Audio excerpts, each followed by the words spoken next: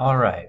As you're thinking about your evil topic, and after you've developed a complex transferable question, you are going to try to answer that question.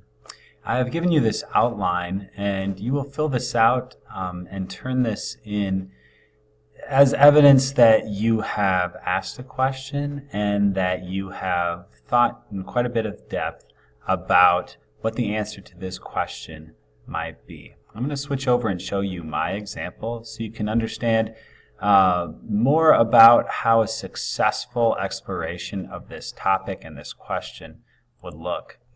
So you can see that my topic is the My Lai massacre, and my complex transferable question is what leads ordinary, seemingly moral individuals to abandon their morals and commit atrocities.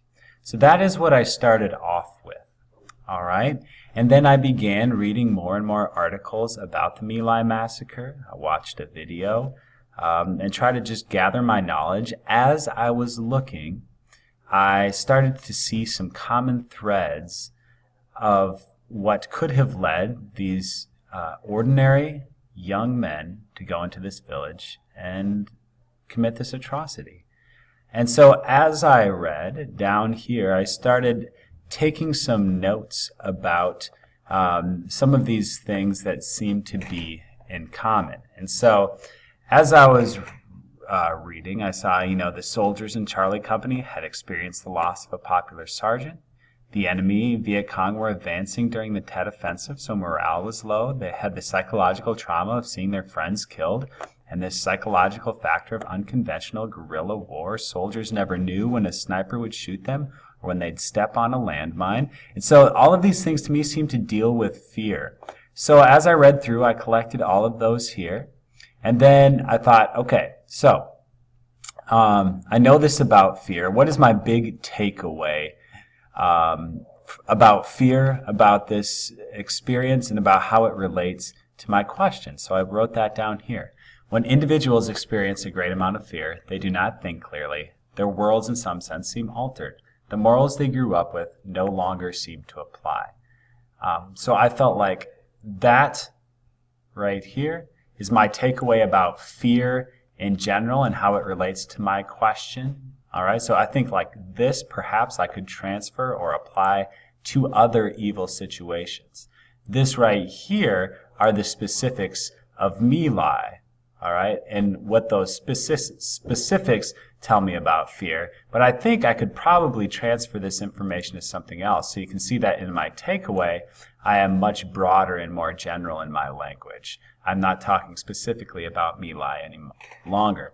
When individuals experience a great amount of fear, they do not think clearly. Their worlds in some sense seem altered. The morals they grew up with no longer seem to apply. That could be applied to probably quite a few different evil occurrences. So you can see I do that for a couple of these points. As I read, I saw that these ordinary, moral young men were following orders. And so I thought as I was watching about following orders. And my takeaway was if individuals follow orders, they transfer their moral decision-making to their superiors. You can see as I'm going along here, I have some links so that I know where I'm getting my information. So if this seemed like it might not be common knowledge, I made sure to put a link so I know where that information comes from. So you can see I go through this throughout. So take a look at my example. See how I write down kind of notes about the specifics of My Lai, and then my takeaway, I broaden it out so that I kind of generalize about human nature. Most people's morals don't allow for slaughter of innocent humans, but if an individual conceive of someone else as one not innocent and two not human, then they have dehumanized their enemy and are capable of doing evil unto them. So in the takeaway sections and in the supporting points, you can see that I am much more general, but in kind of my supporting evidence or my notes, I am very specific to the event that I am looking at. So after I went through and thought about these different threads that I was seeing, I brought it all together and came back up here and wrote my claim. So I wrote my claim last in this case. And I said, when individuals are under massive stress, believe their survival depends on obedience, and are tasked with an activity that necessitates the dehumanization of others, they may abandon their morals and commit atrocities. So I felt like that summed up what I had found and what I had written down in my supporting points. All right, let me take you through the revision history of how I did this so that you can see kind of how I put my thoughts together.